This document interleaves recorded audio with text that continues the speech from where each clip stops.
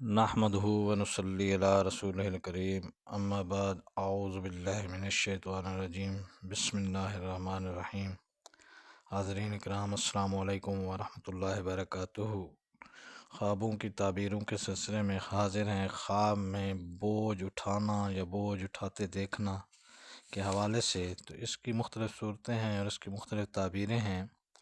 ان سب تعبیروں کو جاننے کے لیے اس ویڈیو کو آخر تک دیکھیں۔ اگر آپ ہمارے چینل پر نئے ہیں تو برائے مہربانی اس چینل کو سبسکرائب کر دیں اور بیل آئیکن کا بٹن دبا دیں تاکہ آنے والی ہر ویڈیو آپ تک آسانی سے پہنچ سکے۔ تو چلتے ہیں حاضرین خوابوں کی تعبیر کی جانب۔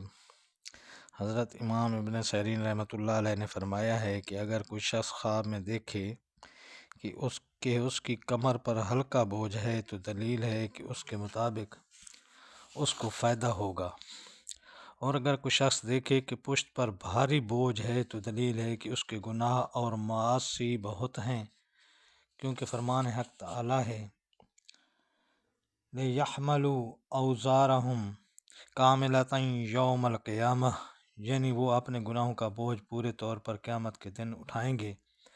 تو ایسا خواب دیکھنے والے کو اللہ تعالیٰ کے حضور توبہ کرنی چاہیے۔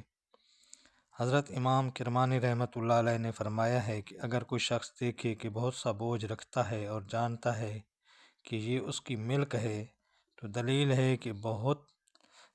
ہے کہ بوجھ کی جنس کے موافق اس کو فائدہ یا نقصان یا برائی پہنچے گی۔